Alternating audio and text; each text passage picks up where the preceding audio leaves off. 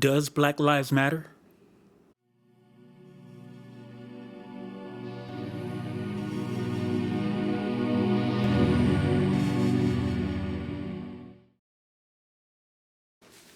I want to welcome you, ladies and gentlemen. But first off, I can't start this show without giving the face to those who want to silence our voice and our opinions in some way.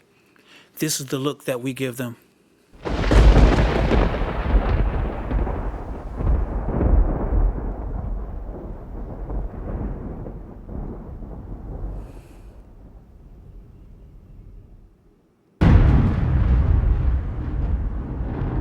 And now that I have that out the way, again, ladies and gentlemen, I want to welcome you to No Holds Barred. I'm your host, Maurice Hunt, aka Duke. This is a platform where we can express ourselves, speak our mind, and bring some insight to those who may not be aware of things that are going on right in front of their face. We are opinionated, we are factual, but yet we are humble and graceful. So what I'd like to do, first and foremost, is I want to share this topic of today. My topic today is Black Lives Matter, the organization.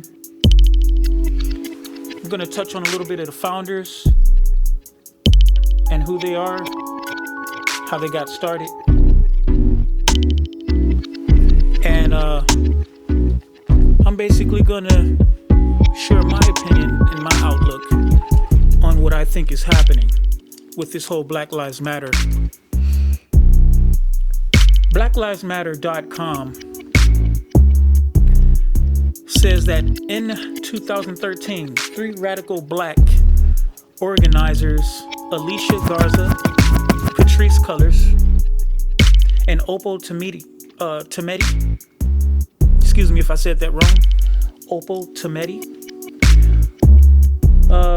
they created a black-centered political will and movement building project called hashtag Black Lives Matter. For those who may not know, of course, this is now global, so everyone knows about hashtag Black Lives Matter.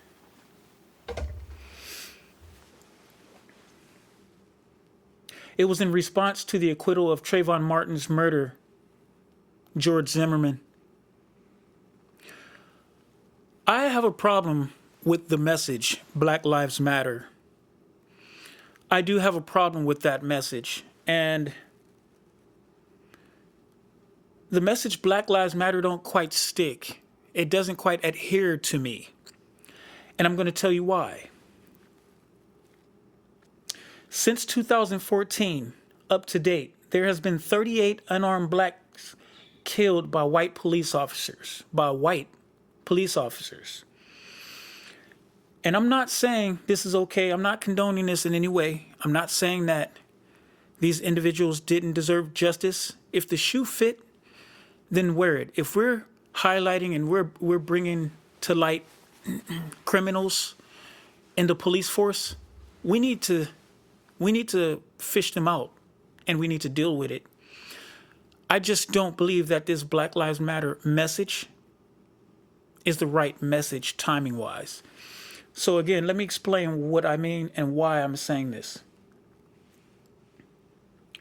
It's very hard for this message for me to stick, Black Lives Matter, when your own backyards aren't even fixed. In Black America, we have to get our own backyards in order, our own communities, our own hoods. We need to get this fixed. Let me expand on that. I went to the wiki, or I went online, and I did my own little research, and I came across intellectualtakeout.com. Now, this is intellectualtakeout.com. Ladies and gentlemen, you can go and seek them out. A lot of this stuff I might be posting in the description link below. So, intellectualtakeout.com reported in Chicago alone, 83.4% of deaths were from shootings. 6.7 were stabbings. And 6.5% assaults. Of the 362 firearm homicides, 351, or 97%, were from handguns. 77% of all homicide victims had prior arrest histories. When you say Black Lives Matter, I cannot get on board with not including other problems in Black America that's been happening. So that's where you're going to get a lot of pushback from other parts of this country based off of what other people believe and think or feel that should or shouldn't be happening. So, and here's a chart. Here's a chart by intellectualtakeout.com that I'll share so the viewers can see exactly what we're talking about.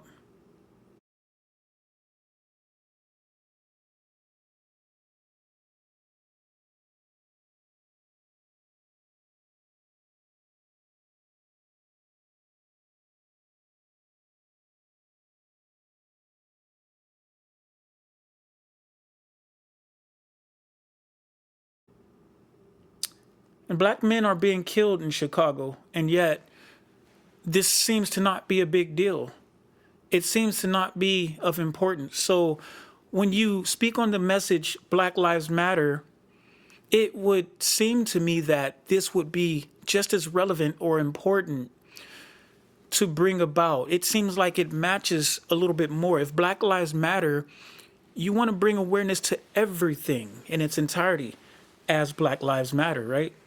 I just don't understand how we can get on board with the message after 38 victims of unarmed black Americans were gunned down by police officers who were white, and then we get hysterically irate to the point where we start tearing up our own communities.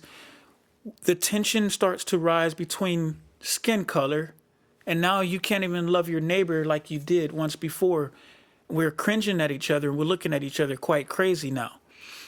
The looting, the burning, the fighting, the tearing up of property, it all evolves from the message that is coming from Black Lives Matter.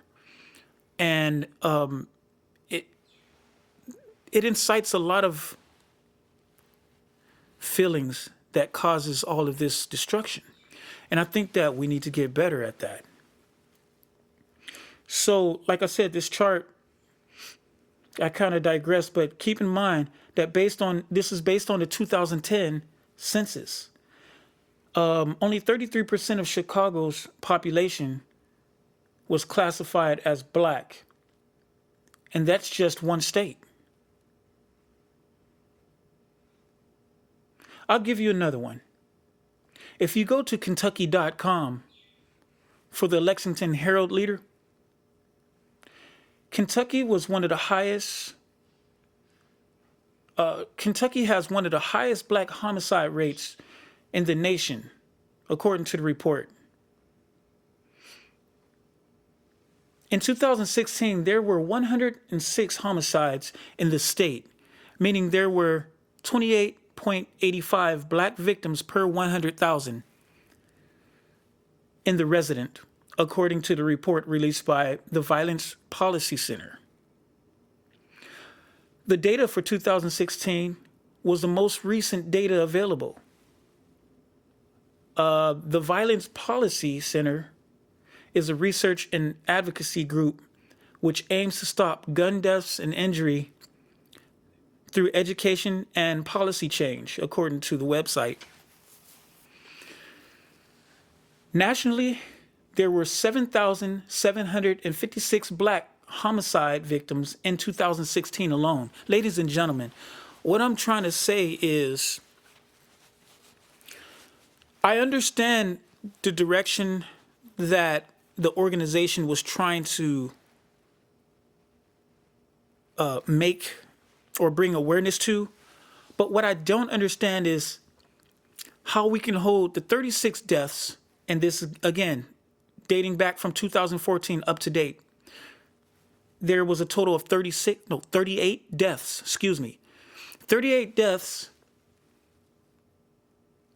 and we can become this angry and outraged at that, but not 7,756 black homicides nationwide? I think that the messages I think we're lost somewhere. And I think we got to get back on track. It's very important. We need to get back on track because the mindset of this doesn't even make sense. It just doesn't make sense, okay? The overall national homicide rate was 5.10%. 5.10 per 100,000. And the national white homicide rate was 2.96 per 100,000.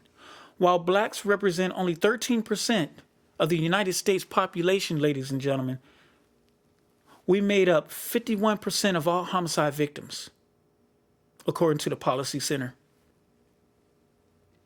So I ask again, does Black Lives Matter? In Kentucky, there were 70 more black male homicide victims than females, according to the Policy Center report. The average age of black homicide victims was 32 years old, with 6% of victims under 18. Of all Kentucky homicides in which weapons was identified, 90 out of 102 victims, or 88%, were killed with guns. Comparatively, the national rate of black homicides by gun was 87%. So again, I'm lost in the message here. We want to, I guess what I'm getting at is Black Lives Matter want to, I guess, attach racism to these events that unfolded with the unarmed blacks getting gunned down by white police officers. I think it's a very dangerous message that we're sending, and it's causing a disruption in the police force throughout America. And what's happening is that's becoming very dangerous. It sends the wrong message. It causes police officers to not do their job. Their first instinct response, which is usually the good response, is now causing them to either quit, get killed, or put themselves in situations that might be a little more life-threatening to the officer. So we got to be careful with that. And we got to get better all across the board with this whole message. It's confusing. So in Missouri, it was reported the highest rate of black homicide, followed by Wisconsin, and then West Virginia, Illinois, and then Indiana. And if you want to talk racist, I haven't even invoked Black Lives Matter into the abortion conversation yet, but I'm not going to do it just yet. I'm going to save that for another video. There's going to be a lot more to talk about. I have lots more to talk about. So I ask you to ask yourself the question, does Black Lives Matter? All this Black Lives Matter stuff, what it does, it reminds me of how angry we blacks get when we hear other ethnicities or other cultures use the N-word. It's like we get up in arms and we're ready to fight. We're ready to knock somebody's head off for the N-word. And it's like sending a message to say, you can't use the N-word. Only we can use the N-word. That's for us. Well, the same thing applies with the message of trying to tell white police officers that they're wrong for doing their jobs, in a sense. And the mishap is they gunned down an unarmed black person in our country. Is to say, you can't gun us down because that's racist. Only we can kill each other. You see where I'm getting at this, don't you? It makes no sense whatsoever. So, in the meantime, Black Lives Matter has pulled in a whopping 90 million in 2020 alone, according to the wiki. You can look that up yourself, find that number. As the inner cities throughout Black America continue to increase its necropolis. One might argue that Black death has become a new prophet. So ladies and gentlemen, I want to welcome you again. I want to say thank you for listening to me, hearing me out. I got a lot more content to come. So stand by, look out for me. If you understand the message that I came with today, if you like this video, share this video, and let's get the word out and let's have a conversation, open up a dialogue. If you have some comments, leave it in the comment section and I'll check it out. And then maybe we can create some videos based off of that. We'll have some debate. Feel free to step up to the stage and talk to me about it. Black Lives Matter? If it does, I think it needs to be inclusive all around the table in its entirety.